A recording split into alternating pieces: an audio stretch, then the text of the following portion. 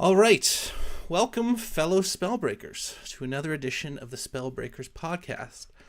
Very excited for the guest we have today, Brendan D. Murphy. But first, we wanted to give a quick shout out to our sponsor, Eric, from MACE Energy. His email is on the screen here. Healing with Mace, Eric Mace, M-A-C-E, at macelifecatalyst.com. Those of you who may know about the MACE Energy method, it's a very interesting way of processing trauma and kind of pent up energy. I did it myself. I found it worked phenomenally. I used Eric personally, and then I asked him, hey, can I recommend you to others? So he's a sponsor of the show. If you're dealing with energetic blockages, things like that, reach out to him. He'll tell you what he does. He offers a total money back guarantee. Check him out. It really helped me, and I think so far 3 people have signed up, and I've heard nothing but positive results. And what's great about the MACE Energy method is you do not need to tell him what your problems are. It's pretty transformational, and I just did 1 session, so check him out. Money back guarantee. He helps keep the lights on. There is the plug. And so, without further ado, we have the legendary Brendan D. Murphy. A man who needs no introduction, but we shall give one out of respect. Brendan is an author, podcaster, philosopher, spiritual teacher, founder of Truthversity, and many more things. I've been diving really deep into his masterpiece work, The Grand Illusion. Frankly, it's one of the best books I've ever read on consciousness and manifestation, nature of reality. So we're really hoping to dive deep today. But I recommend everybody go to Amazon, check it out, buy it. And as well, check Brendan out on brendanmurphy.global.com. Brendan, thank you so much for joining us today. How are you doing, man? Good, Donnie. It's good to connect, brother. Thanks for having me.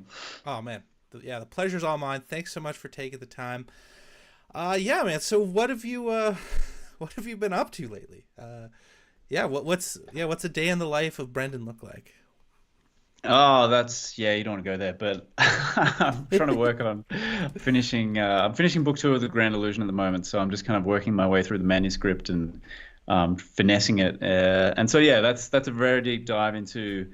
I mean, it's kind of focused more on the afterlife and immortality, our immortality, and again tying back into the nature of reality and a more esoteric sort of take on things. But trying to move the framework forward as well a little bit from the mainstream discourse and the standard sort of esoteric ideas. Trying to push it forward a little bit. So yeah, that's my main focus aside from the business stuff and the day-to-day family sort of stuff. Man, I hear that. Yeah, it comes in waves too, doesn't it? Well, I want to kind of start with an origin story. When I read your book, I read a lot of these different books on consciousness and manifestation, and what strikes me about The Grand Illusion is it's incredibly well researched. It's incredibly well reasoned, and I feel like there's almost like for lack of a better phrase, aggression in terms of how deep you're diving and the conclusions you're coming to, and when I read this, I just see a man, that I really resonate with in terms of just like searching for truth, like craving truth. So maybe we could walk us through like what got you to that point of writing this book? Because I know it took you years, right? So, walk us through the origin story, if you will. Yeah. Okay. So, and it did take years. It was probably almost 6 years, and most of that, I'd say 5 years of that, I was working 7 to 12 hours a day on it, researching and writing. So I didn't do much else. But yeah, the origin story was I'd left school. I think I was a year or 2 out of school, and maybe 2. And my brother was still in school, and he came home one day and he said to me, that we had this guy in to talk about business stuff. He was a young entrepreneur. And he was supposed to talk about business things, but he kept going off track and talking about this book that he really liked, which was to do with the nature of reality.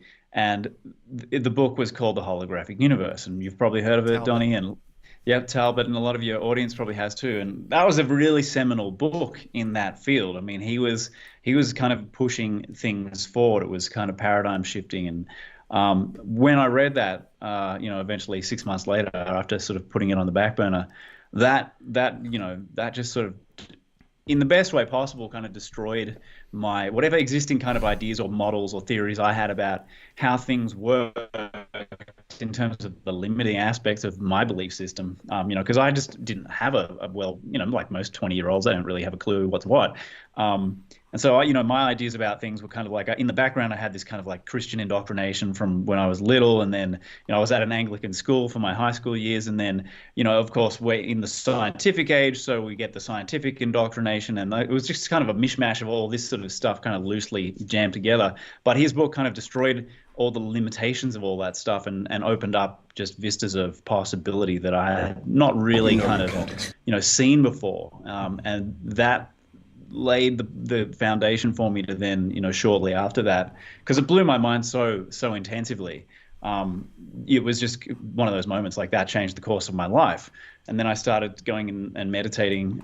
Before I started meditating, I had an experience of infinite consciousness, just kind of lying in bed one night. And that was like, oh, now I can ground in through experience the reality that he was kind of getting at and talking about from a scientific, rational, and also paranormal investigations, parapsychological, all that stuff.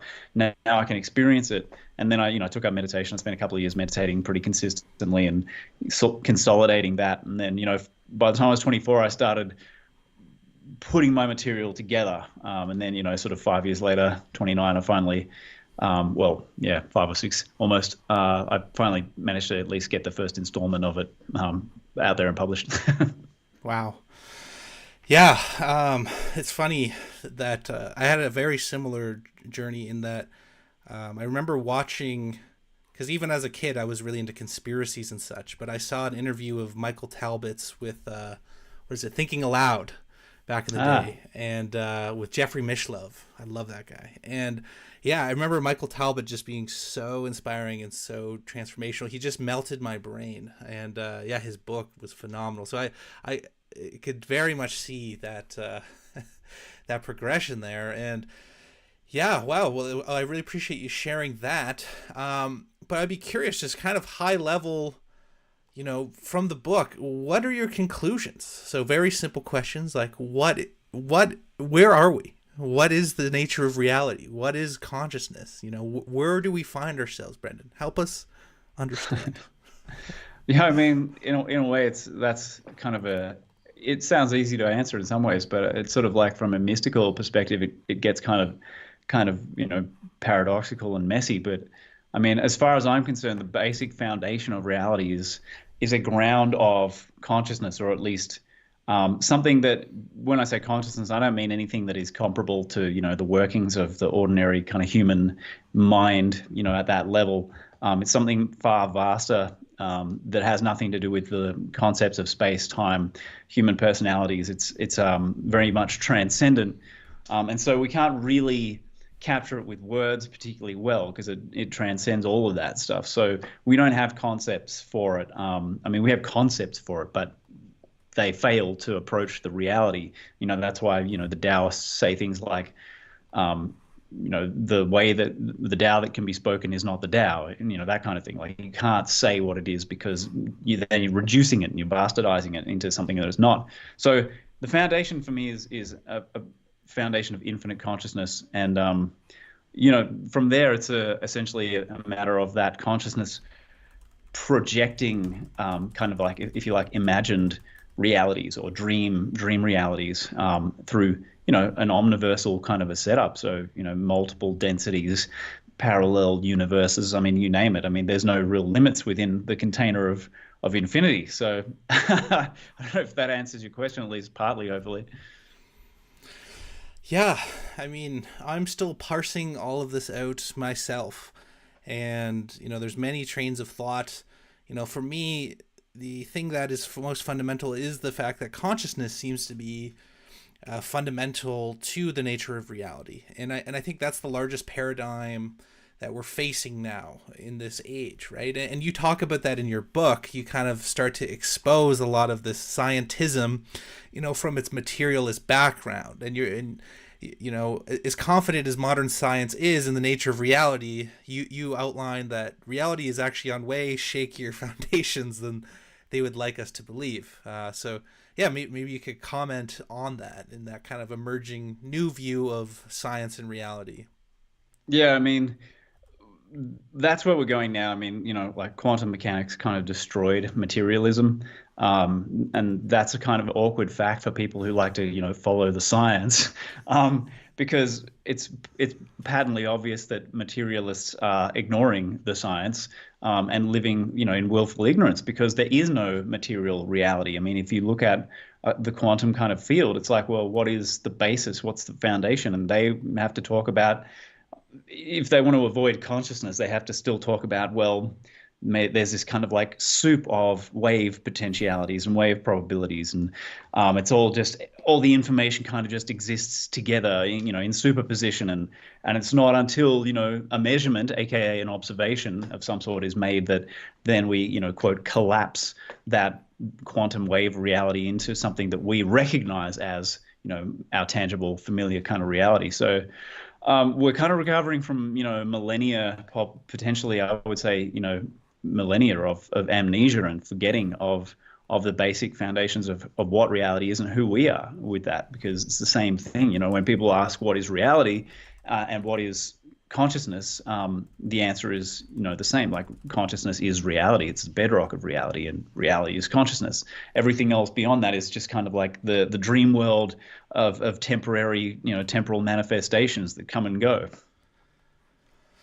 Very well said. Yeah, and I love in your book, I think these quantum mechanists, or quantum physicists, I should say, almost made up a word there, mechanicists, quantum physicists, I think they are caught with their pants down, and I think you lay that out very well in your book, in that, they find when you peer into the nature of reality, you have like spooky action at a distance, you have, superposition, you have, delayed choice, you have the double split, where is it a particle, it's a wave, and the deeper we look into reality, it's just not there. But for them, their conclusion is like, oh, that's just on the tiny, micro scale.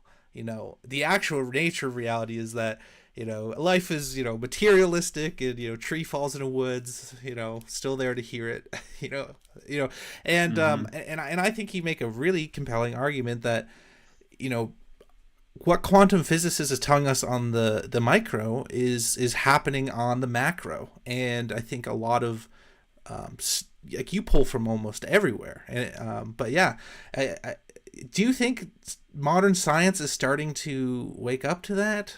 Or where do you think we are in terms of like the zeitgeist of non-local consciousness? It's making a comeback. It's absolutely making a comeback. Yeah. I mean, and science is really just the sum of the parts of the ideas and the data, plus, if you talk about science with the capital S, the people who are practitioners in that world. And what's happening is, because there's a broader macro shift in the background, if you like, the background coding of the local reality that we're in, the field of consciousness is obviously undergoing some changes. So everybody swimming in that energy is affected by that. So the generations that are coming through now, like each subsequent generation is less asleep, and there's less amnesia. So the reality of consciousness as the foundation is now making a comeback, and it's full steam ahead. I mean, the materialists are basically just, they're going out the door, they're dying out, and they won't last much longer, because it's not a tenable position to have anymore. You can't pretend. I mean, you can pretend, but it's not going to last a whole lot longer, because so many different fields of research now show that it's a complete fraud to think of, our material reality as not just a solid material reality, but the only kind of reality. I mean, that's even more ludicrous. So parapsychology, mysticism, the occultists, it doesn't matter where you look, all these different branches of research. And I'm an empiricist. Like, I look at what are people actually experiencing and what does the data tell us. Mm-hmm. And if you take an empirical approach like that, like a broad empirical approach, it's undeniable. You can't avoid it. You just have to go and live in a hole and stick your head in the sand kind of thing to try to avoid what's happening here. It's undeniable. This is the paradigm shift that's happening. 100%. Yeah, I couldn't have put it better myself. And yeah, in the book, you talk about, just basically the takedown of science and And some argue it's a conspiracy, right? That there's, black magicians at the top and they're trying to obfuscate reality from us. And I want to really dive into that in a bit. But one thing I loved in your book is you talk about the nature of ego.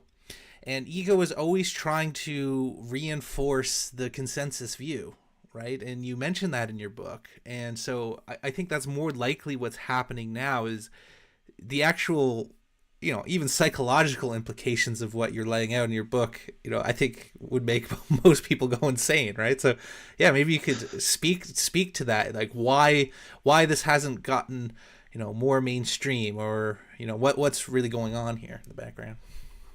Yeah, I mean, I think, without going into like the really sort of fringe sort of conspiracy stuff, which is still a thing, but most of what happens, as far as I've been able to tell, by really paying attention, is you just have this kind of people have a conditioned worldview, and then they go through certain channels and they get into, an academic institution or some kind of a research, a corporation or what have you, and then their position and their income depends on towing the line and reifying the established viewpoint and theories and ideas. So in a sense, a lot of people find themselves kind of cornered, and they're in a difficult position where they can't really, there's not a lot of room to move conceptually or to do like groundbreaking work, because it's not welcome. What's welcome is data that supports the existing belief system, and then there are these gatekeepers in virtually anywhere you look. All the major scientific journals, all the major institutions, the academic, all the universities and stuff, they get these tenured people in there. They get people doing peer review and all this kind of stuff who are essentially slaves to that established paradigm, the establishment view. And then they don't want to know about the things that don't support that view, the things that completely shift the paradigm, because they're egoically invested in the status quo. They're making their income off of it. They're maybe making some other bonuses on the side, but once the ego gets entangled with that, and the problem is that because of the amnesia that most people are born with, they have a very, very unbelievably limited sense of identity. And so they go, oh, well, because, they have the amnesia, but then they're born into a materialistic paradigm and a reductionistic kind of approach to, the scientific kind of model of the world. And that reifies their limited identity. And they buy into, well, I'm just the body, I'm just my thoughts and opinions and feelings and my family and the sports team I like and all that. So then they get stuck with this really unbelievably inflexible, tiny view of themselves that is supported by the social dynamics and the corporate dynamics and the university situations and the paradigms that exist. And they go into that. And so there's this kind of like ongoing kind of feedback loop that supports itself. It's a very slow, it's slow to change, because it's built in a way that it just inherently is resistant to change. So it's this kind of juggernaut that keeps lumbering ahead. And these annoying little mosquitoes who, or mavericks who rock up and say, oh, well, I've got some data here that's really like groundbreaking and amazing, or we can show that your ideas are not right. Well, we flick them out of the way because that's inconvenient to the ego and all sorts of other things, like getting paid and putting food on the table. Yeah, absolutely. I do feel as though there are nefarious forces at work, both in this plane and the others. And I think you feel similar, so I want to dive into that. But I think the degree to which you can explain what we see in the world just due to exactly that is the egoic need to reinforce consensus, the pain of accepting a new worldview and having the foundations collapse, right? And then the fact that our entire world, it has this auto consensus, right? And it's constant reinforcing of its, the collective identities, right? And yeah, and so it's easy to point your fingers out there like that those corporations are bad, or this person is bad, or this is bad, but the overall system is constantly reinforcing, and that's a much harder thing to break, I would say. Yeah, it is. That's why we're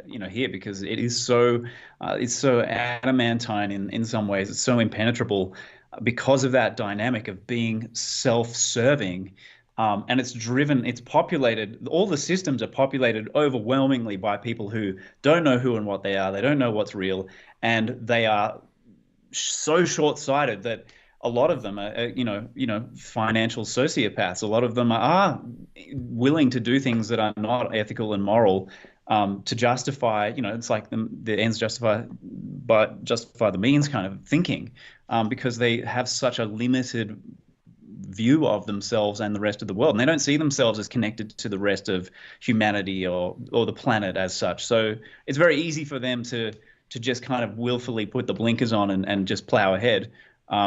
And then there's the portion of the population that's like genuine sociopaths, and then you have an even smaller population, subpopulation that's like the black magician, sort of satanic coven types, which I think is a very small number. But again, those at that level, that very tiny population, they are aware of a lot of things that the people who are in the lower levels of the structures are not aware of, and they laugh at them. They think that they're just useful idiots.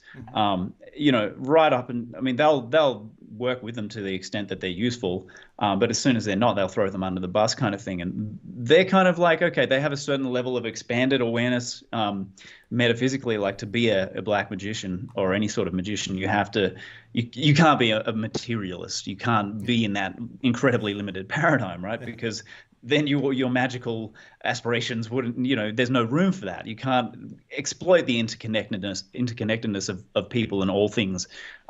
So those guys, I think, are a very small number, but because they operate in a way that's secretive, overwhelmingly, they infiltrate as well. They infiltrate key networks and think tanks and what have you, So it's kind of like, they know what's good for them, and they are more than happy to make fun of and mock the rest of the population, including the people who work for them, because they have a certain kind of conceit and arrogance about them. And you can hear this from people who have used to be in those networks, like Mark, what's his name, Mark. I'm forgetting his name now, blanking on it, but it'll come back to me.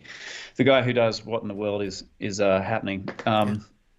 The ex-Satanist, and people who've come out from these networks and told us, like, this is kind of what the deal is.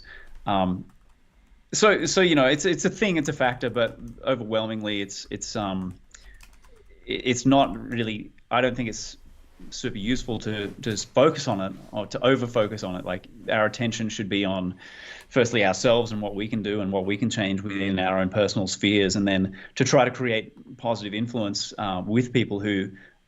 Like, if you have a contact in the corporate world, if you know people in the corporate world, and you can influence them to expand their consciousness and deepen their consciousness, that weakens the structure that serves the few at the top, so to speak. So at the end of the day, they don't have enough control. Like, we've heard this from David Icke and all sorts of people. Like, they don't have enough control, enough manpower to literally control everybody on a physical level.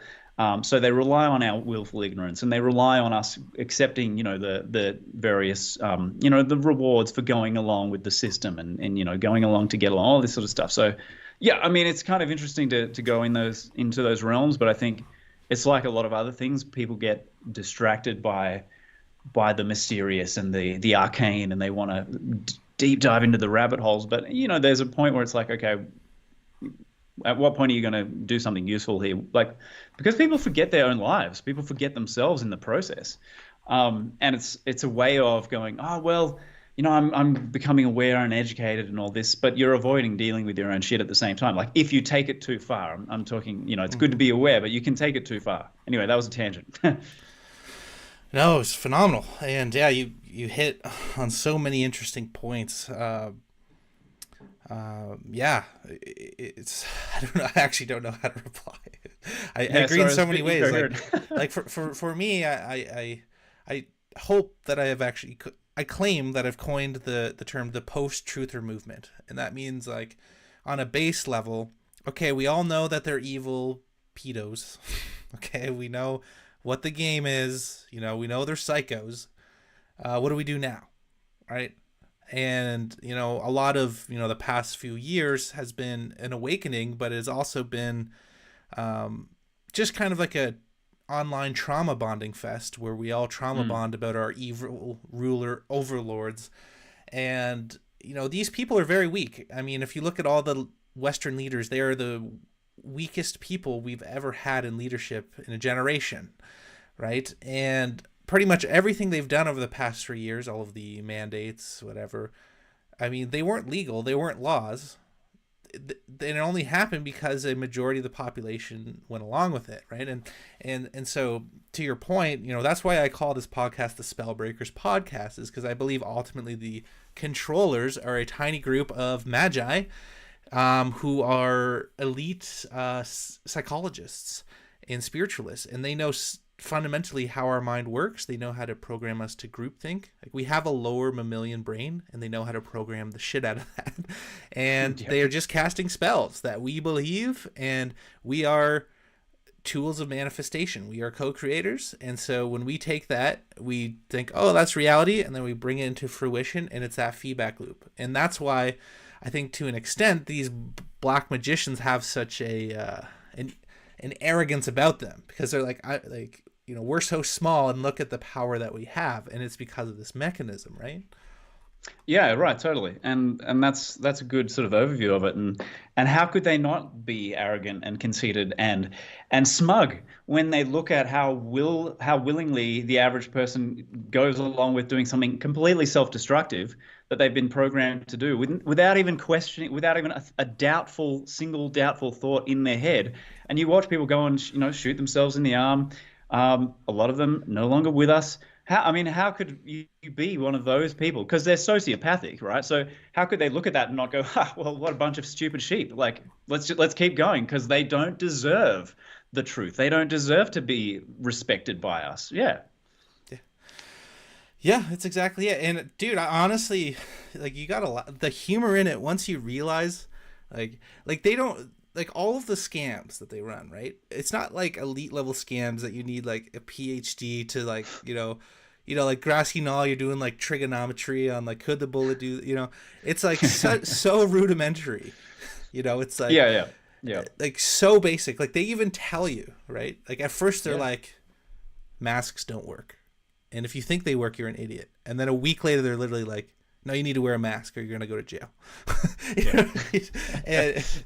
And dude, near the end, the variants, I don't want to get too into the couve, because I already got some strikes on YouTube. But, the variants, I know how it goes. They were calling it like Omicron, which is like moronic anagram. And at the end, there's just like Baba. Like, I think they were literally just like, I feel like it was just like Rothschild Juniors, like, who have been like tasked with ruling the world, who are like, dude, I bet you I can make them call it Baba.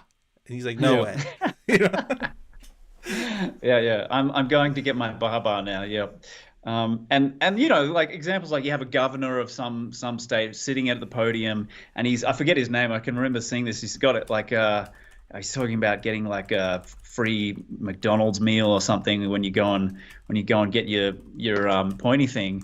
And he's sitting there like he's on an ad that's been scripted for McDonald's, and going, you mean I could get these delicious French fries if I just go and get the thing? And it's like the infantile nature of that, and the infantile psychology to fall for it is staggering. I mean, you have to laugh, otherwise you just go insane. Yeah. And I think once you find that comedy, it is the grand illusion, right? And I think it's a grand comedy. Like, I really do see it that way, right? And, there's huge looshings. There's like, I don't want to justify evil behavior, but I just see the majority of it is just people again and again for millennia buying it, right? And, part of it, I just think people don't have the time because they are trapped in the matrix. And in your book, you praise your parents for kind of giving you the space to really be yourself, right? To not like totally enforce the rigid norms. Do you think that is part of why you became the person you are? Like, not having the kind of rigid norms foisted on you? Like what do you think was the catalyst for you to start digging as deep as you have? Like, yeah.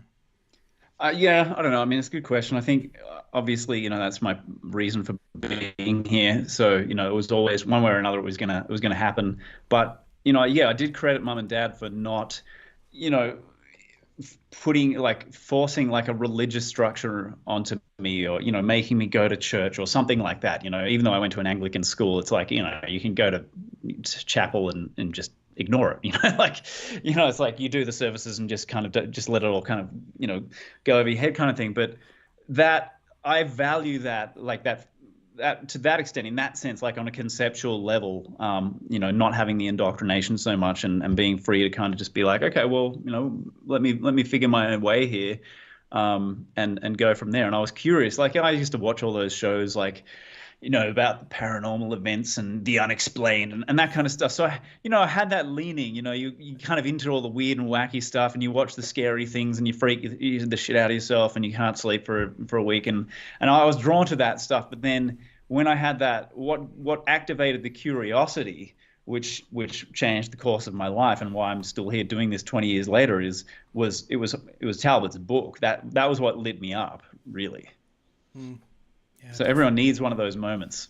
Oh, 100%. And what I like in your book is like you pull knowledge from anywhere with no distinction or bias. Like you're pulling from Catholic priests and black magicians and all over the place. And I like that. And I get a lot of beef on my channel because I kind of piss everybody off because, like, for me, where I live, all my friends are Christian and I love them, and I see what Christianity does for their way of life, and they're blessed and having families and pro-human and helping community. And I just don't see that in atheistic or even a lot of New Age circles, to be honest. Mm-hmm. But then also I see where the Gnostics are coming in at in terms of reality. And anyways, you can't please everybody. But, for me, I'm very much like you, and I'm trying to search for truth, and I think there's truth everywhere. And I don't think one person has it all. Right. And I think as soon as you start saying, one religion or one sect or one person has all the truth, that's when you get into trouble. But do you think that attitude is unique to, let's say, the spiritual consciousness community? And also, like, having that mindset, how do you think that's helped you uncover truths that maybe others haven't? Yeah, that's actually a really good question, man. Yeah, I appreciate your approach here, just FYI. Oh, sure. Like some people have you're good at your job. Let me just say that. Oh, thanks, man. So, yeah, my mindset was, I guess, because I was, if you like, my bias from the start of my kind of, self-aware portion of the journey was I was grounded in infinity. So I'm operating from there. I'm operating from infinite consciousness, which has nothing to do with a belief system, because I'm experiencing this. I'm having actual experiences. So it has nothing to do with reading words on a page and believing in somebody else's ideas about things. And so what I wanted to do with that book was to then approach my, if you like, my gnosis, and share that in a way that I could paint a picture for people by examining it from 1,000 different angles. Like I literally tried to approach it from every human angle possible, and very much scientifically, but also, like you said, like if a black magician has something useful to say, I will refer to that. I will cite them. If a rabbi does, or if a fundamentalist Christian has something useful to say, they usually don't, but if they do, I will use it.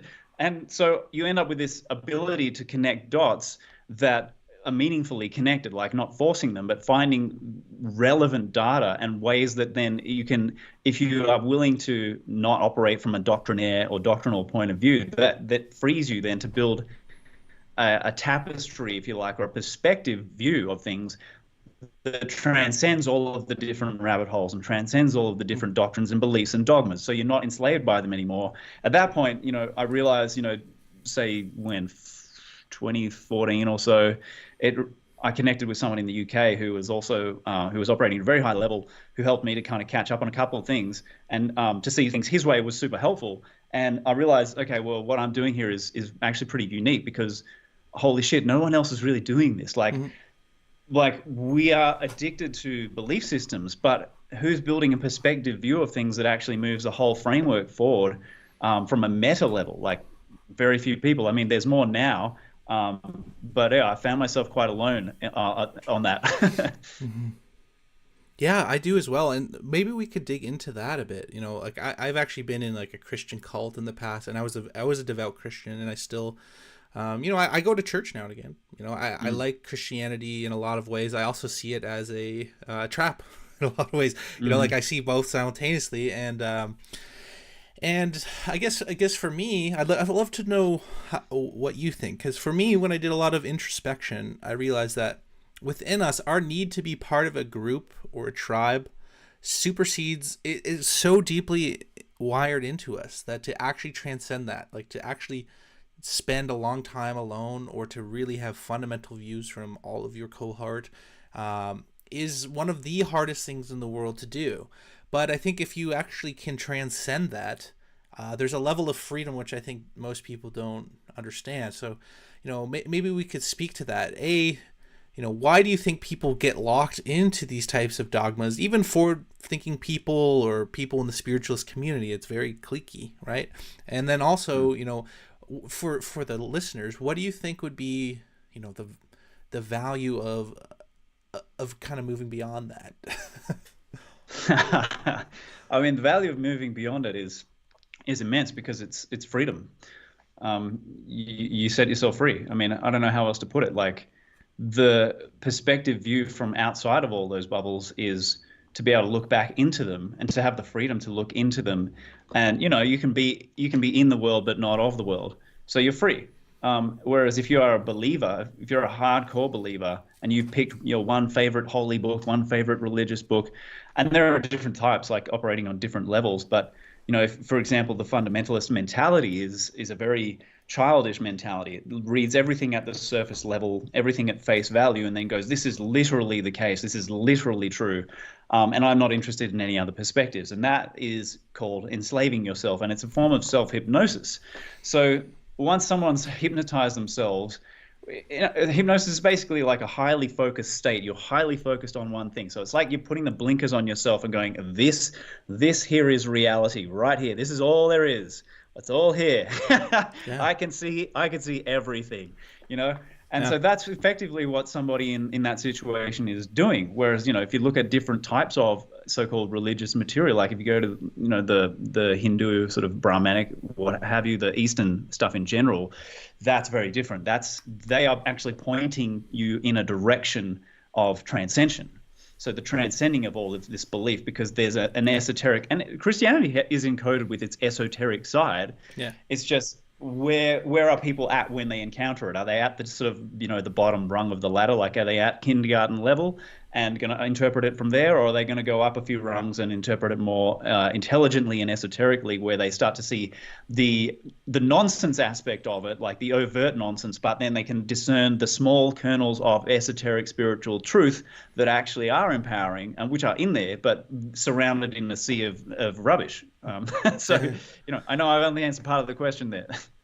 No, it's fine. Yeah, no, totally agree. And again, I really want to stress to the listeners that's where freedom really lies in. Like, and part of what we face in, if we want to call it a hologram, simulation, matrix, whatever, is a lot of that is created due to this polarity, right? And we see it in politics. That would be kind of base level, right? Left versus right. Well, both sides have good ideas, and both sides are total insane jackasses, right? And so for the end of time, you'll have that polarity and that fighting. And guys, spoiler alert, they all suck, and they're all criminals, right? And I think you take that up a few rungs, right? Where it's like, we always want to create this polarity, right? Like, somebody being a devout Christian doesn't impact me. You know what I mean? Like, negatively, if I'm not a Christian, right? And I want to learn from them. And like, it's like, where do we agree and where do we disagree? And also this idea that we have to agree with everybody. I don't know when that came to fruition. Like, when I meet somebody, I assume I disagree with them on most. And the exciting part is like, where do we come together here?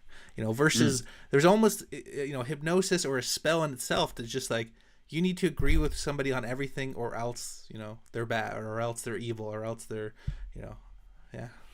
Yeah. It's silly. It seems to be a recent thing, like last 20 years or so.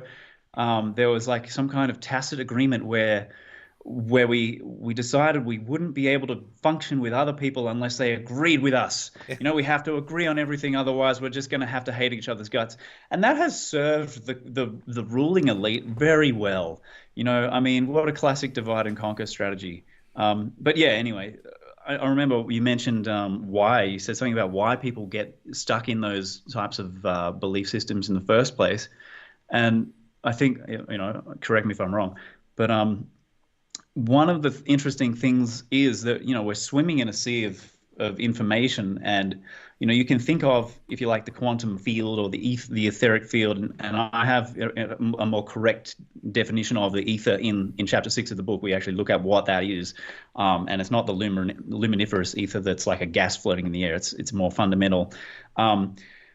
It has to do with like the akashic kind of idea, the akashic kind of idea from the East, but we're swimming in that field, and it's kind of like, you can think of all these different beliefs existing in that field. We're accustomed to thinking of thoughts and beliefs as existing inside of our heads, inside of our skulls, but that's not the case. Firstly, consciousness doesn't exist in the skull. It's not created in the skull in the first place. So the foundation is the field of consciousness, and within that we have all these belief systems and programs running. So a belief system is like a piece of software or a program in a computer, and it runs a certain way according to the algorithms, and it does certain things, and it induces, if someone takes on a belief system, it induces certain types of thoughts and certain types of behaviors, and it has a kind of a polarizing effect on somebody's psyche.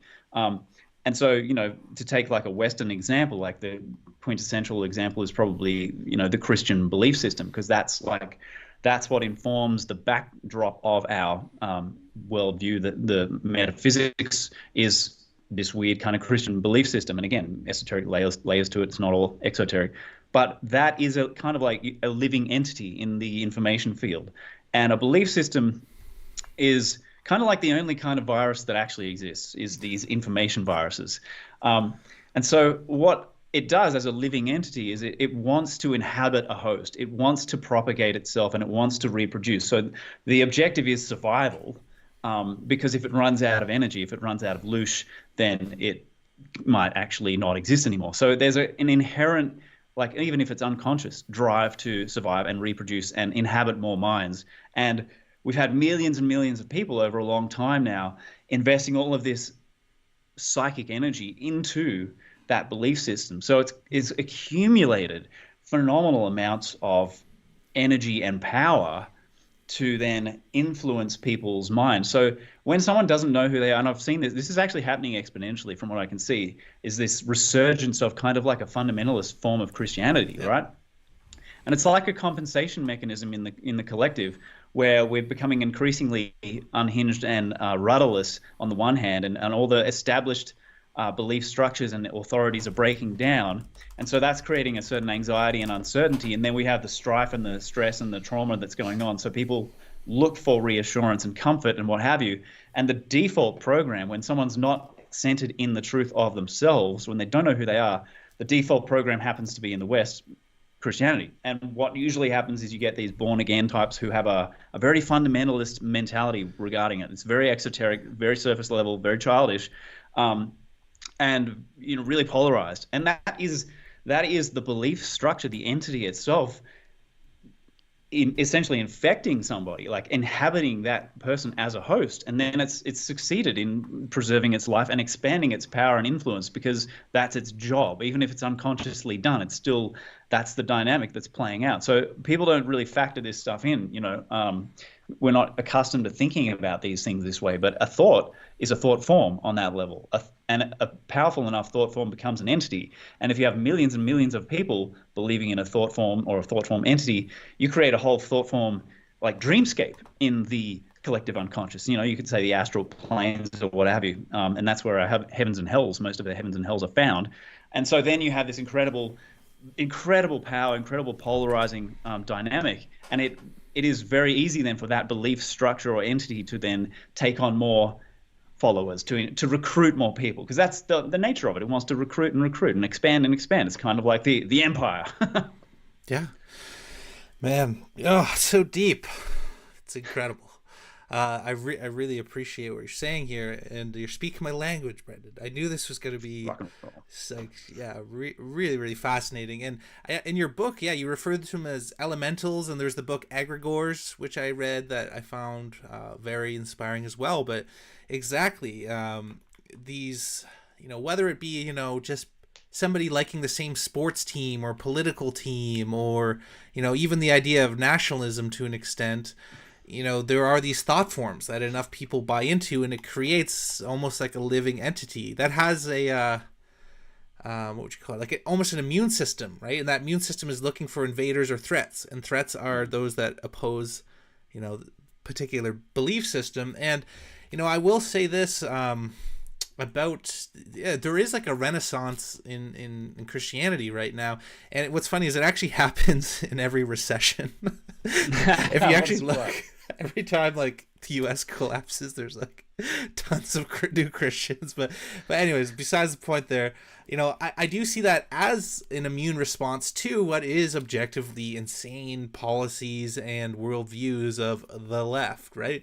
Whereas 10 years ago, the right were the insane ones, right? They're all insane, and it's just this pendulum swinging back and forth. So, somebody just going through life, working a 9 to 5, how do they start to get out of this insanity? How do they break the spell of thought forms and elementals? Yeah, wow, great question. I mean, the easy answer to me is to find the truth inside of yourself. Because if you're not doing that, then you are venturing out into the realm of all these different little control systems.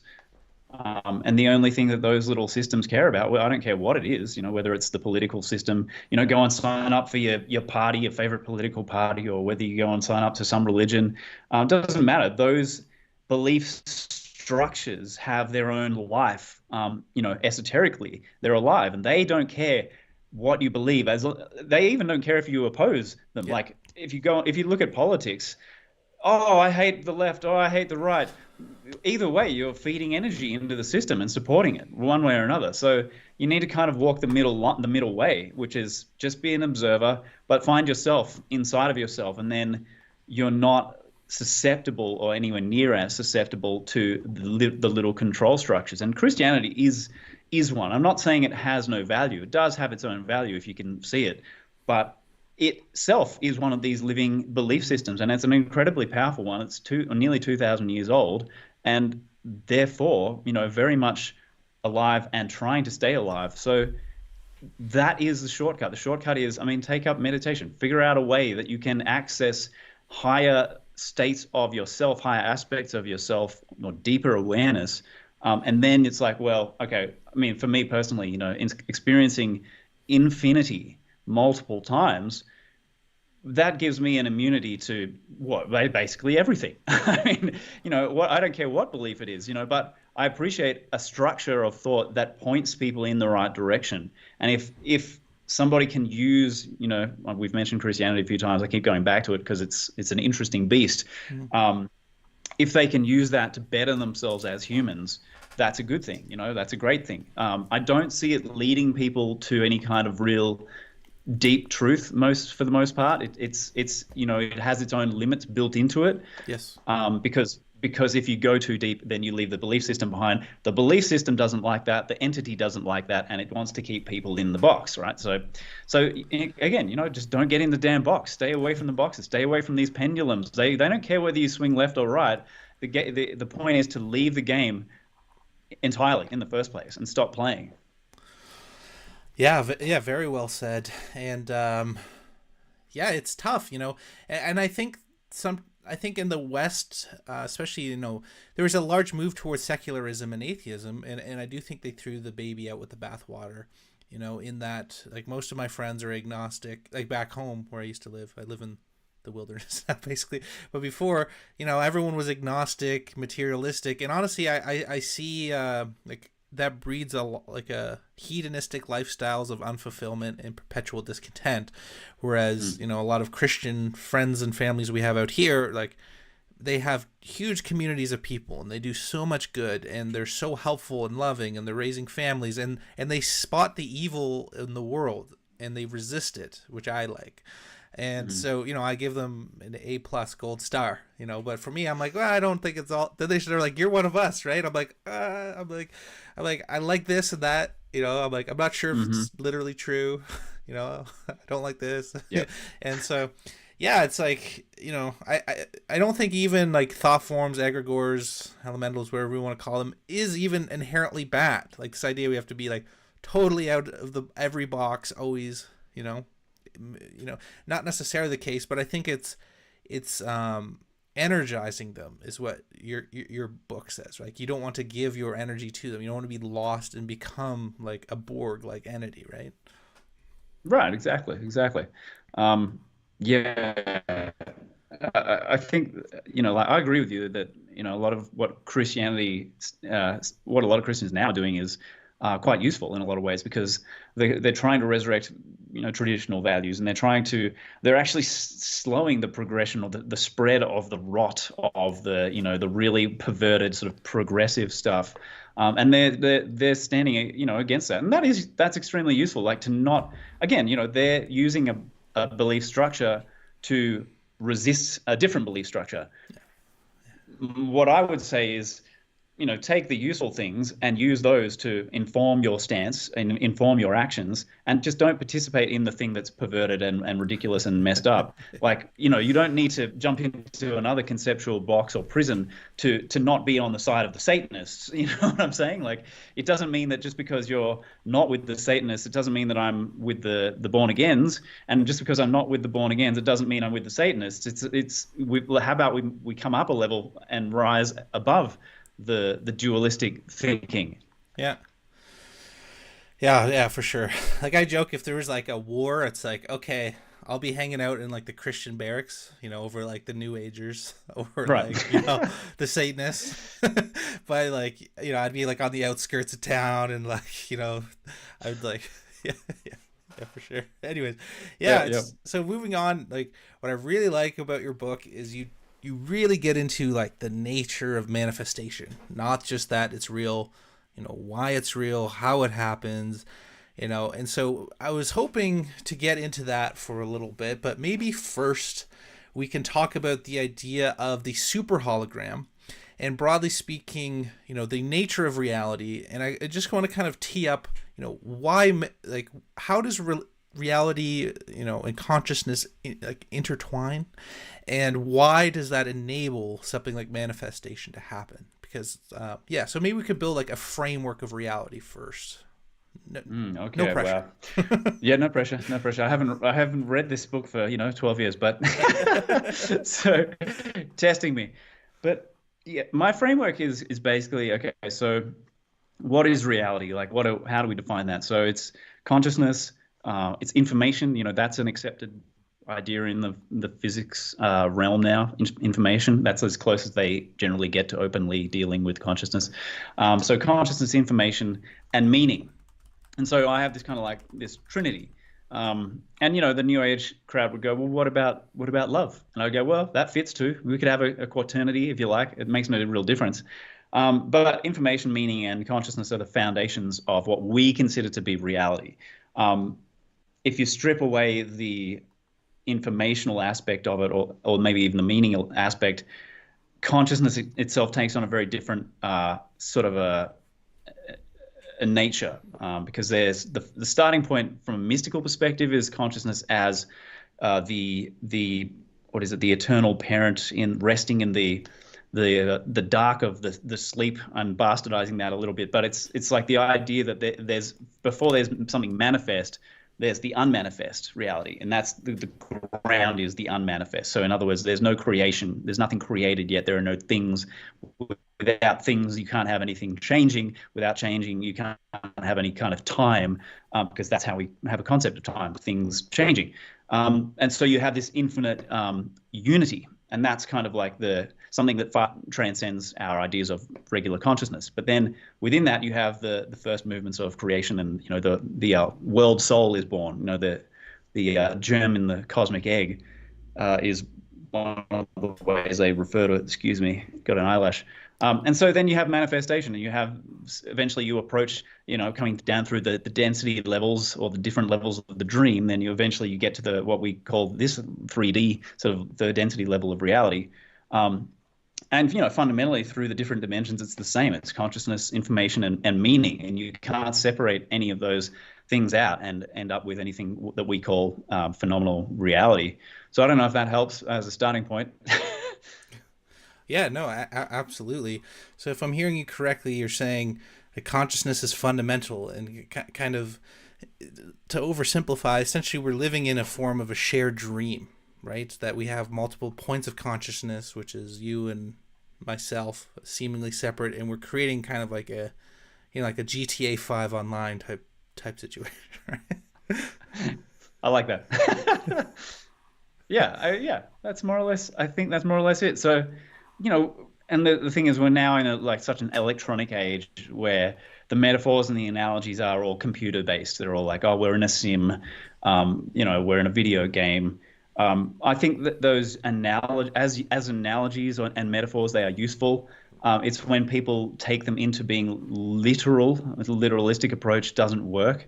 And that is a trap in itself. Like, you're going to get stuck there in a conceptual prison without really a viable way out. Because the sim theory stuff invites infinite regress. It's like, oh well, we might get out of this level of the sim, but we're going to be in another level of the sim, and then we're still stuck because we're in somebody's computer game. That kind of thinking, where we never get out, right? Which, if you've ever wanted to see like a movie depiction of that, that's pretty good. Existence with a Z at the end. Existence, yeah, where he keeps being reborn into these new versions of reality, and he can't get out. But that, as a metaphor and analogy, that has some truth to it. And actually, that movie, incidentally, is a really awesome depiction of what it may be like for people who are very seriously like deviant humans who die. When they die, they cross into these kind of hell realms, which are all, again, part of the dreamscape at those levels of the video game. And interestingly, and I get into this a lot in book 2 because I find it really interesting. When these people, when their time is up, or they have to leave one version of their hell realm, or even get killed in the virtual reality sort of video game that they're in, they can respawn into a different hell realm and respawn into a different hell realm. And so they end up kind of living this real world, like in terms of where they're at, existence type of experience where they can't find a way out unless someone generally intervenes from an external, outside of that bubble to help them, which is a fascinating kind of a realm, because hell realms are something that various religious traditions acknowledge. And, the Buddhists have multiple hell realms. The Christian version of hell is a very misleading, distorted version, but based on older ideas, that come out of Egypt and what have you. And so I found modern testimony, actual experiential testimony from, the 90s, 2000s, where people have been into these hell realms and found these degenerate personalities. And it's interesting because it matches up so beautifully with a lot of the esoteric sort of ideas that are written about and shared and made popular, through the 1800s, 1900s, through, vehicles like Theosophy. Just happens to be that there's actually support for it, like real support in terms of people's experiences in these hell realms and these deviant personalities that get stuck there because they've so severed their connection to their humanity, their love and compassion, that they can't ascend to the higher parts of themselves, and they're effectively cut off unless someone can kind of like jump in and lend a hand, so to speak. But that is going seriously off the ranch. Sorry. No, man, it's all good.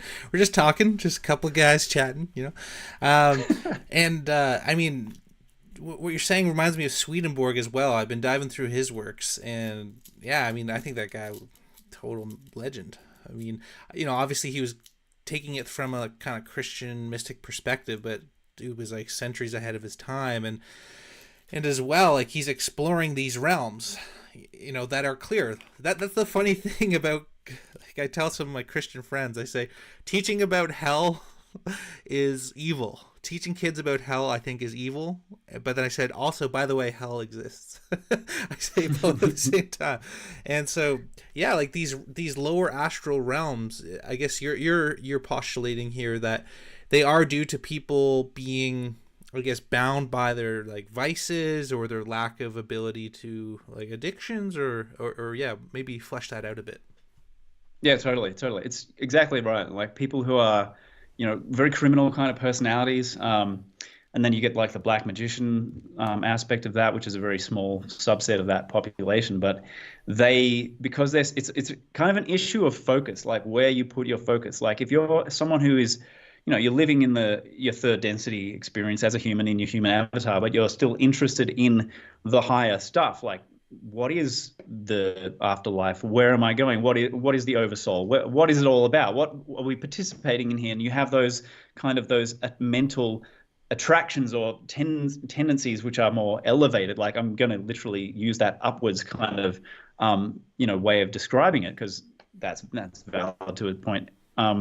Then that's what pulls you in those directions if you have that focus. But for these people, for the really highly criminal element, their focus is exclusively like third density acquisition, exploit people, get as much as you can. You have like the emotional sadists who just live to torment people emotionally.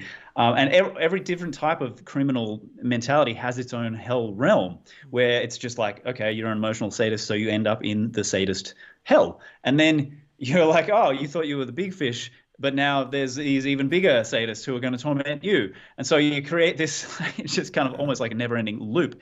And that's because of their focus. Their focus is on what they can get, and it's at a very materialistic level in that bubble. So that's what makes them be stuck there in that realm. It's not because somebody sends them there. There's no deities involved. There's no judgment, and there's no real hellfire and brimstone either, unless it's self-generated and self-inflicted. Yeah. Very well said. For me, for some of my audience, they know I've quit nicotine. I'm now month 4. For all the haters who said I couldn't do it, but and no judgment for those who are still vaping, smoking. I know what it's like. No judgy. But I found in my own life, it's an egregore, an entity in itself, man. I just couldn't get enough, and it was just constant discontent. And you're chasing a dragon that gets harder to chase every time, and this like fiendish like quality that I felt really like anchored me back into kind of like lower level thinking. And it would just totally disrupt my ability to be like present, because I'm just constantly like, anytime someone's talking, I'm like, can I vape? And so I think even like breaking that spell for me, which was tough, has really like freed me. So I guess to people, it's not just addictions, but like what would be your recommendation for people who maybe find themselves in those kind of downward spirals? I mean, it doesn't end well if you stay on the spiral. So, like whatever the challenge is, you need to start moving in the other direction. Like, stop feeding that wolf. They talk about, you can feed one wolf or the other. Just, you need to find a way and get whatever help you need. Like, I don't know, whatever people are dealing with out there, there's all sorts of challenges, but yeah, in the long run, being a slave to some kind of a vice or addiction or what have you, carries over into the post-mortem condition, and that's where we get like the hungry ghost idea and these sort of near-earth astral realms where people are trying to get their alcoholic fix or their smoke because they're still addicted. They've got that urge and compulsion, they can't think about anything else. Yeah, man, that's so true.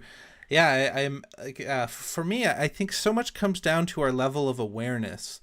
So for example, I've been it's been paused lately because I've been super busy, but trying to learn astral projection. And I used to lucid dream all the time, so I'm starting with lucid dreaming, right? And lucid dreaming, you have to do like reality checks and practice consciousness and awareness, kind of like level 1, right? And then when you do that, naturally you're able to check in a dream like, oh, this makes no sense. I'm in a dream, obviously, and then boom, awareness. And then astral projection is kind of maybe the next step in that. And then, you talk in the book, there's actually 7 layers of reality. Do you think that's ultimately just do we ultimately just get to these higher levels of consciousness by cultivating awareness?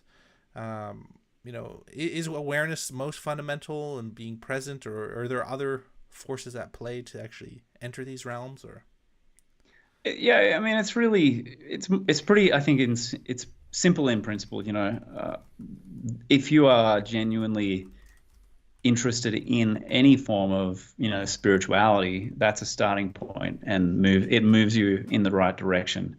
Esoterically, they talk about the oversoul, or the monad, which births or emanates a personality into the space-time experience on Earth, and then we have these little human avatars, and the idea is that parent, that oversoul or higher self, whatever you want to call it, it wants to, bring the child back. It wants to harvest the experience. It wants to be able to maintain the connection. It doesn't want to lose the child in the illusion of the dreamscape of Earth life. But for those people who have, it's not many people, it's a small percentage of the population who have that really sort of deviant kind of mentality. They can be lost to the oversoul. But for most people who have, like, even if it's a very simplistic religious belief structure, really childish, doesn't matter. That actually helps you to move back in the right direction and to reconnect with the rest of yourself, like the multidimensional, massive vastness of what you actually fundamentally are, because we're not fundamentally human. This is just one little puny expression of what we are, a very reduced expression of what we are. Yeah. Actually, last night, that's funny. Like, I did a meditation just on that, the idea that, hey, I'm not human. Like, I'm having a human experience. And that I felt like really opened up my awareness. Just this idea, like, we get so identified with the body, right? And I don't think we should, we got to love our bodies, take care of our bodies, be healthy, But, the truth is we're not our bodies, right? And we're a point of consciousness that has been proven basically scientifically to explore beyond the body, right? So, even that I think is a pathway into it. But are you like a very ardent meditator, and is that something that you recommend for people to do just in general, or like what are you into, Brent? What's your Yeah, look, I got to be honest, man. I haven't meditated like properly, like systematically for nearly 18 years. So, I'm not in a position to tell people, hey, you should go and meditate because I'm not taking my own advice. But I definitely see the value in it. I mean, the value of me doing that was tremendous. And, I just got kind of derailed in that. And so I'm circling back now, trying to figure out how I can work that into my very limited available time. Yeah. And it's totally worth it, though. It's totally worth it because it does. It allows you, to expand beyond the puny little human concept of self and open up to, what might come in, whatever other aspects of self might come in. You can develop abilities, you can develop your psychic abilities, all sorts of things. Like that was why I started in the first place. I wanted to develop clairvoyance, and within that 2-year time frame that I was doing it consistently, I definitely saw that faculty starting to open up. And so I, kind of kicked myself for allowing it to be derailed because, it's like you use it or lose it, right? So, I just think we would be much healthier in general as a society, as a civilization, if we took the time to sit in some silence and reconnect with ourselves. Because right now we live in this distraction machine, like it's all designed to pull you away from yourself constantly 24/7, and you can be entertained 24 hours a day if you want, and that's not a good thing. That's not healthy. Yeah, I say, if you want to judge how far you are along on the spiritual path of any religion or sect, can you stay in silence for 5 minutes and be sane still? Can you just be in a room and relax, without, obsessing, without going on your phone, without, planning your exit or escape? Can you just be there? And most people it's impossible, right? We have this this fear of self. I don't know if it's the real self fearing the ego or the ego fearing, I guess it would be the ego fearing the real self, but this idea of like such fear of being alone and in stillness and calm for most people, which I think is, I mean, I think that's the biggest hurdle to just going down the path of awakening, if you want to call it that. Yeah, it is. And, there's a lot of people who are traumatized and just cannot be comfortable in their own skin. And, not through any fault of their own. And so, that dissociative tendency, a lot of people just find it really hard to be with themselves, which is unfortunate. But in the long run, one way or another, it's to everybody's advantage to figure out a way to start doing that. And, I think one of the worst things for that is having mobile phones, because everybody's just like, oh, look, I'm on my own. There's nobody distracting me. Here we go. Like, How about you just sit there for 5 minutes and just look around? How about you just sit there for 5 minutes and notice the stream of thoughts that crops up, and just be like self-aware for 5 minutes, because it's probably going to be the only 5 minutes of the day for most people where they're self-aware. it's a really good place to start. Just cultivate an affinity for silence and solitude. Like, yeah, that's valuable in the long run. Yeah, yeah. Yeah, you heard it, people. Do it now, not later now. But maybe Vipassana, maybe more drastic measures are required. Like, let's go on a 9 or 10 day Vipassana retreat. Like, really, you're going to have to go through the discomfort, like the major discomfort of being with yourself with no distractions. But on the other side of that, I mean, how many people say they've had a transformative experience doing that? Like, everybody is very profoundly affected. Dude, we should do a retreat together. Bring our fan bases and just change the world. Do one of these mass meditations or something. Yeah, Yeah. dude, I love it. So on the topic of manifestation, just to kind of wrap things off there, I really like your approach to it. And we've talked about why it exists, a little earlier in the stream here, but maybe talk about. I'd love to hear methods that you recommend for people, and of course, guys, um, it's different for every person, right? As well, like, first, why I'm asking is because a lot of people get this idea of the manifestation of The Secret, where it's like, we get $1 billion if you just think about it, and that's really not how it works, at least for me. For me, it's like, you can't become anything that you don't believe is possible for you. Like, you can't actually see yourself in, and as well, you have to believe that you're worthy to an extent. And further, you have to like Neville Goddard. I love that guy. He's like feeling the wish fulfilled. That's what I do, and it does work for me in a limited capacity. But I'd be really curious to learn a little bit more about your style, what you do, and maybe you could, if you're comfortable sharing, a few examples of in your life how you've seen manifestation play out for you. Wow, yeah, it's funny you mentioned that. I never thought of the book as really being about that, but I guess there's an aspect of that in there. Because I do mention, I know that. I don't have like a technique that I use or rely on as such. I've seen a lot of different methods. There's the silver mind control method of, that's a visualization based thing. I think that if you have limiting beliefs that tell you this is not possible, or even more profoundly, unworthiness, that is seriously inhibitive. So one of the main things is to actually get rid of that stuff, like all the trauma-based programming, the adaptive sort of stuff that we believed about how reality works because we were being shown uncomfortable experiences as children and whatever, and our worldview that formed because of all that. Like, we got to kind of get rid of that programming. Otherwise, I think a lot of the methods, and it's like you mentioned you had success to a limited capacity, and if we can, to open the capacity up, I think we need to get that trauma-based stuff out of the system as much as possible, because if that's there, then the feeling component is blocked and stifled. Like, you need to be able to, I think, feel, like you were talking about, to feel the thing that you're, the state. You need to be able to feel the state that you're after. It's not so much about the thing or the experience. It's the internal state that you're really wanting.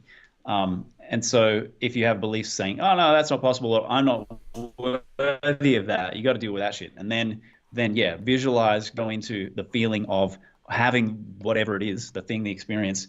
And, there's different methods. Like, I'm not going to sit here and say one's better than the other because there's so many approaches. There's a guy called Bengston. He has his Bengston cycling visualization, which they've used apparently very well with healing, like mentally healing people and rodents and things, and that involves just visualizing and rapidly cycling through images, like changing images of the thing, seeing the thing as you want to see it, but rapid fire.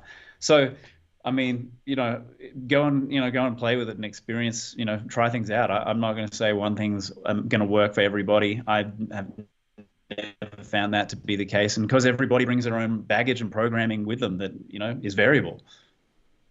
Yeah, for sure.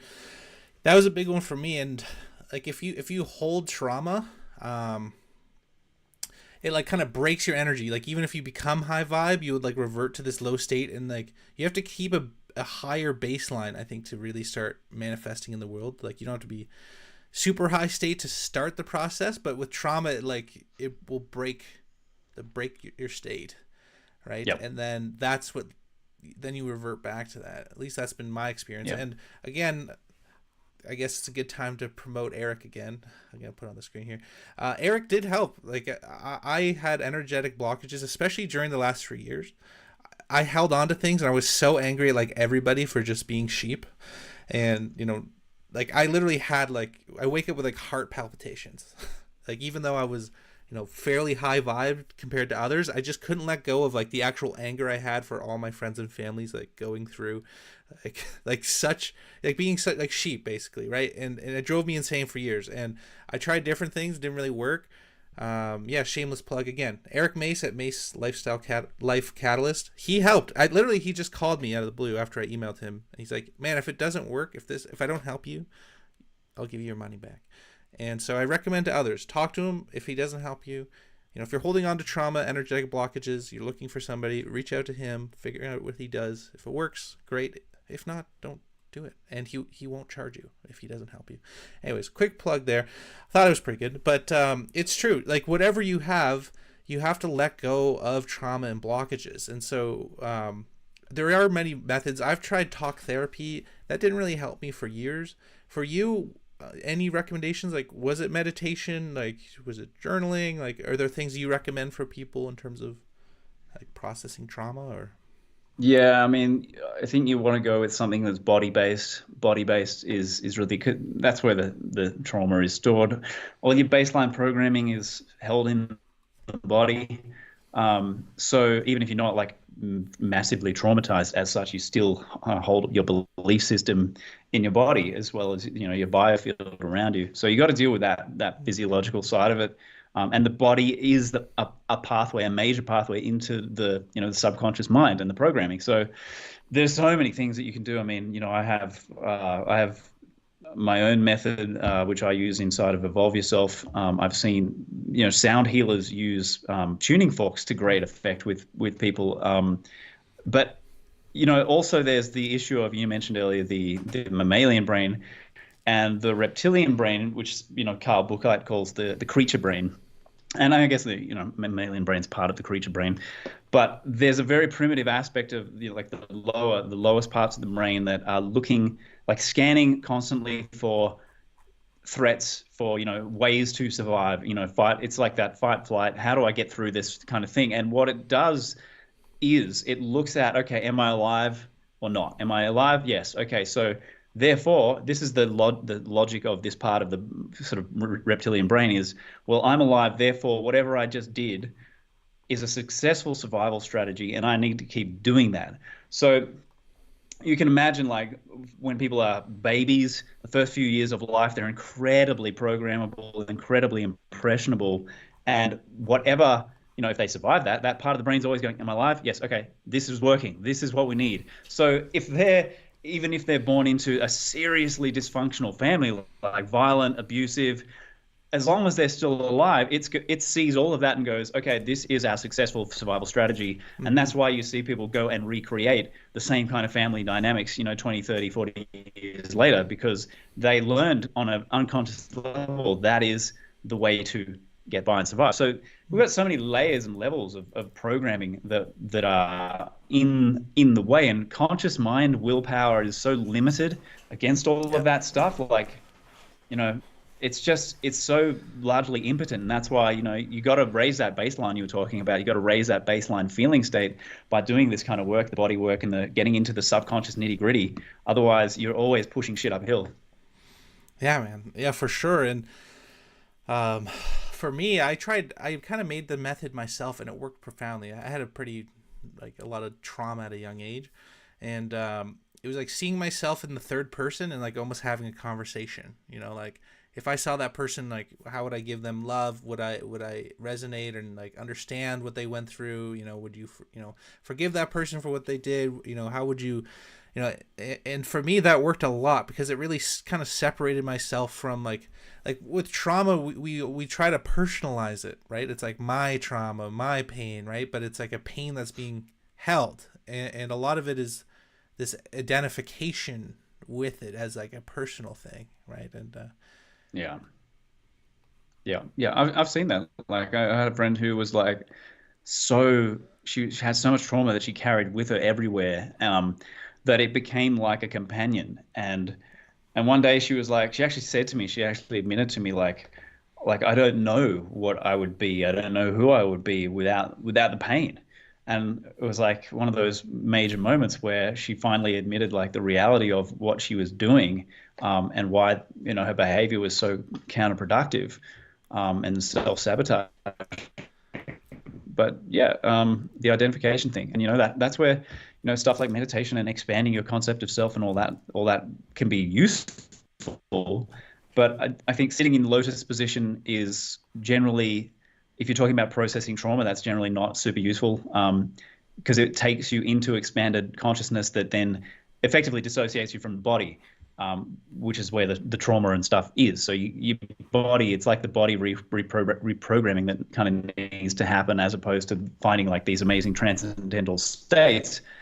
That side of it's great. Like that's my foundation and where I come from. But it wasn't until I started dealing with the more kind of earthy physiological side of things, that I was able to, move through certain stuff, and improve the quality of my like general experience. And it was like, okay, this is very clear now that yes, the meditation transcendental stuff is super useful for expanding the identity, of self, but it's not going to purge the system, your human side, your human aspects of the garbage and the baggage. Yeah, well said.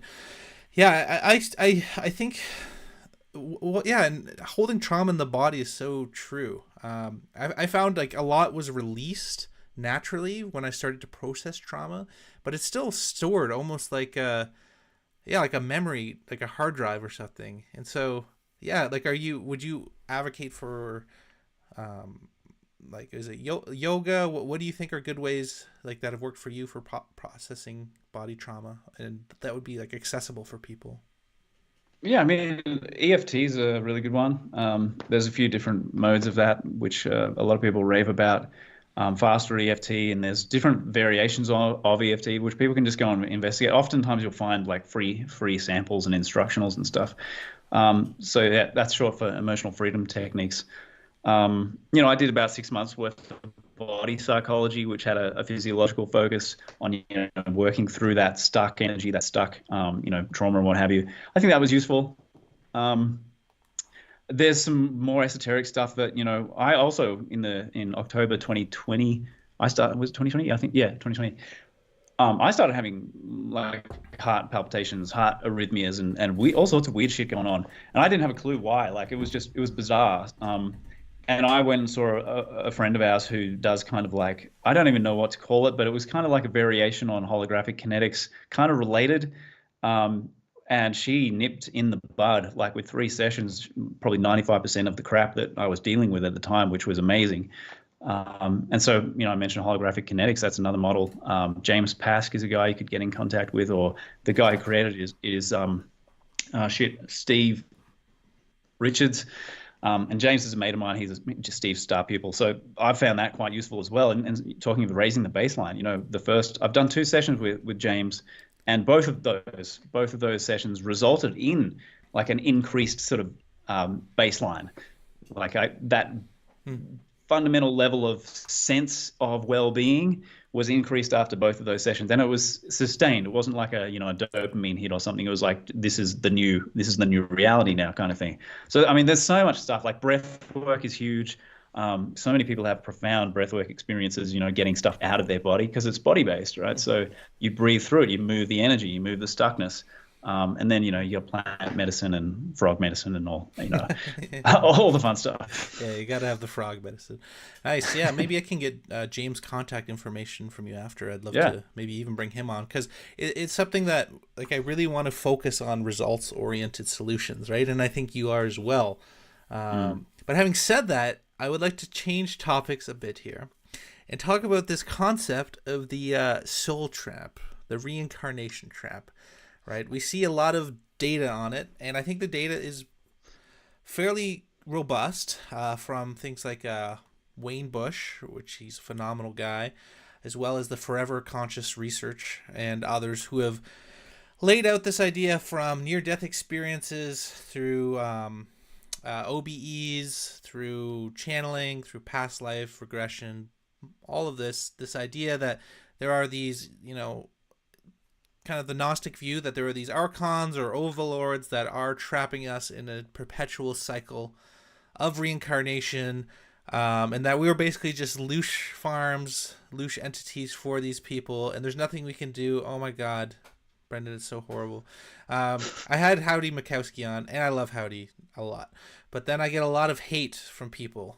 For example, I told people on the stream that I was having a kid, and then people said that I was literally should be in jail, or I'm a criminal for having a child in this hellish realm ruled by archons. So Brendan, am I a criminal? What's going on? Are archons real? Are we just trapped forever into are we just a farm animal for these entities? Is there any hope, Brendan? Help us. A lot of this stuff, it's interesting you mentioned the NDEs and the OBEs. I've done shitloads of research into that realm, and it overwhelmingly does not support what they're saying, that hypothesis. If you look at the past life regression database, Michael Newton, Brian Weiss, Joel Witten, and a bunch of other people, like heaps of other people, what you get is the problem we have is most of these people who are pushing that idea. You mentioned the Gnostic thing. A lot of them have adopted this so-called Gnostic framework, and that's somebody else's stuff. It's somebody else's beliefs from 2,000 odd years ago. They didn't have a particularly let's say sophisticated view of things or understanding of things. But that's one of the reasons I say to people, that's not a useful thing to do. Is go back in time and take somebody's model of reality and then superimpose it on reality and use that as your primary filter. That's really not something I think is super helpful. So the Gnostic thing is kind of like a distortion of something that Plato, he kind of originated that. And then, you talk about the demiurge, and that is a concept that has been very bastardized and distorted, and until we get to the point where it's kind of meeting the Gnostic framework, and the demiurge becomes Yaldabaoth, this demented creator being. But the original demiurge was simply the first expression or manifestation of the unmanifest. So there's nothing malicious about it. It's just like the first aspect of created existence, or if you like, something to mediate between the unmanifest divine and the creation. So there's a lot to this to unpack. The short I did a little article on this as well, like getting into some of the sort of material that people use to support the idea on Substack. It's called the Soul Trap Psyop. So yeah, you can kind of see where I'm leaning with that. It's a lack of perspective, and a lot of also where this comes from is this what I call, and this is a way of trying to explain something that is very difficult to kind of wrap our heads around because it's not tangible. But in the collective unconscious, there's like what I describe as like a layer of information or a bubble. And it's kind of like you could almost consider it to be part of the astral realms, but it's almost its own thing. It's almost its own independently existing kind of level of reality that the collective, it's part of the collective unconscious. And people who are, certain types of personalities, like certain types of visionaries, psychics, astral explorers, and what have you, will go into this bubble in the collective unconscious and interact with it and have experiences, but not really realizing that maybe things aren't what they appear to be in the information field, in the non-physical realms, because everything is information being interpreted. And a program, a belief system might be interpreted as a being, as some kind of entity. But then they see the entity and go, oh, well, it's whatever it might be. It's some kind of alien from somewhere. Instead of going, what might this actually represent? What kind of a program is this running in the collective unconscious? So that's one kind of aspect that we could consider. But yeah, it's an idea that's very unhelpful, and it is imbued with and fundamentally informed by victimhood. And so that's one thing I don't like about it is people take this and they go, well, what a shit show. We're trapped. throw our hands up in the air, we're hopeless, there's no way out. It's like the sim theory stuff. Like, oh, we're in a sim, we're trapped, we're in somebody's computer circuitry, we're never going to escape. That's not really useful or helpful, but it's also not true. So it's doubly unhelpful. The Archon thing is an idea that people should really examine more closely. And I like to research things and trace the idea back in time. With whatever it is. So like, the idea of hell, the idea of Satan, trace it back in time to the origin point if you possibly can. And you'll usually find that what's happened is this core idea has become like a part of a bad game of Chinese whispers. And, 1,500 years later or 2,000 years later, we have this really garbled, mess up message that doesn't resemble the original idea at all. It's been, people have taken it and put their own spin on it and all this kind of stuff. So yeah, I'll let you jump in there, man, because I'm going to start prattling. No, please, man. Literally every rattle you've made has been so on point. But anyways, yeah, I totally agree. And for me, it's like, so I listen to Wayne Bush and a lot of these guys who talk about this concept, and I really applaud them for their work. There seems to be this phenomena happening. But where I think we get into trouble, and where I think you and I agree, is like so, for example, New Agers, right? They think everything is love and light and everything's good and never talk about negativity. And I think that breeds like repression and actually really toxic, like kind of psychotic people, right? Yeah. But then on the flip side, there's the kind of doomer pill as well, right? And a lot of these soul trap guys, like they literally think, this realm is they call it a pure hell realm. And their argument that, there is needless suffering that, doesn't need to be there. There is a lot of psychopathy, and we are kind of like a lower astral realm. I put us in like almost a hell realm. But then there's so much beauty and good things in this realm, in this existence, that, to just classify it all as like one big prison and my only focus is to escape, I think is very toxic and dangerous. Like pretty much every death cult was the same. They thought a derivation of this same ideology of like, we need to escape here now, whereas I think the opposite is true, that we need to be here now and be present and kind of transcend. So yeah, so if I'm hearing you correctly, you're saying it's more, these reports are more maybe people's interpretation or assimilation of like of reality, like of a larger picture. It's not maybe literally true, but it's like their interpretation of reality. Am I hearing you correctly? Or it's a very, very limited view and a very subjective kind of limited viewpoint based on interpretation of things that could be seen from a more high level integrated perspective. For example, and a lot of, apparently what I've seen, what I've gathered, is a lot of what the data points that have been used to support that idea, like NDEs, supposed NDEs, but NDEs, people who are claiming that they've had a near-death experience, but then when they talk about it, you realize they haven't had a near-death experience at all, and they just were in a situation where they thought maybe they might die, and then but for some reason people latch onto this and go, oh well, that's part of that's a data point for the the soul trap theory, and it's like, that's not even relevant. So if you look at actual NDEs, the body of near-death experience data is huge. And all of it, I can't even think of an exception, and this connects into reincarnation, which we should just mention. That NDE database is blatantly telling us that we are both the expression of the creator and the creator itself.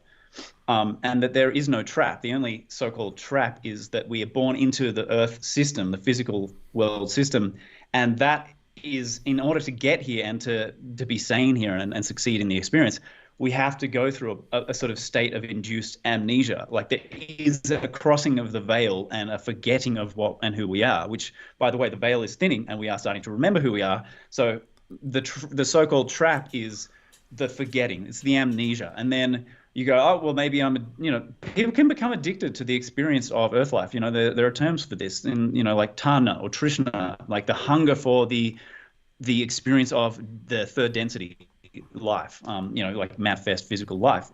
And that in itself could be a problem to some extent, because you're like, well, maybe you don't need to keep being here, so to speak. Maybe you could move on to broader vistas, or maybe you just need to go deeper into the sort of non-physical realms to continue your development there. But you keep coming back here into the reincarnation cycle because you're addicted to that experience. But it's not a trap. There's nobody putting you here against your will. There's nobody keeping you here against your will. But if you forget who and what you are, and your amnesia runs deep enough, then maybe that can be a problem to some extent. Like I talked about with the hell realms, those are people who have deeply forgotten who and what they are. They've got deep amnesia. But it's the same deal with the body of reincarnation research and past life regression, like overwhelmingly. And we have tens of thousands of case studies, and they all say the same thing.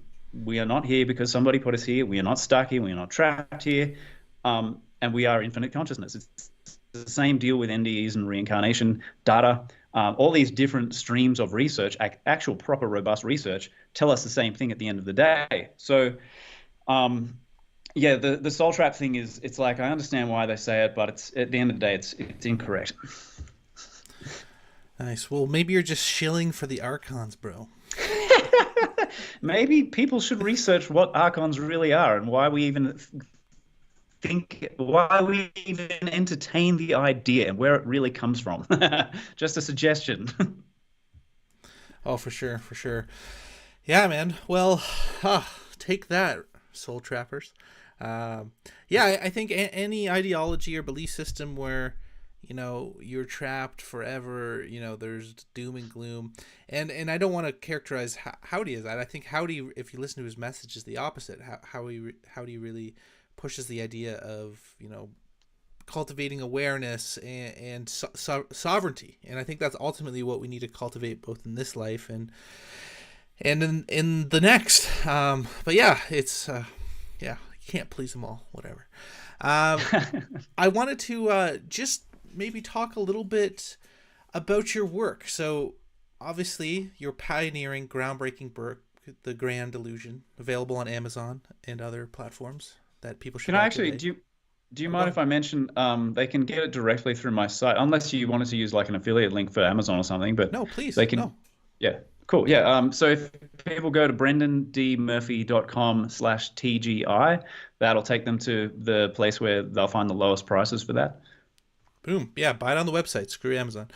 As well, though, on brendanmurphy.global, I see you have How to Evolve Yourself.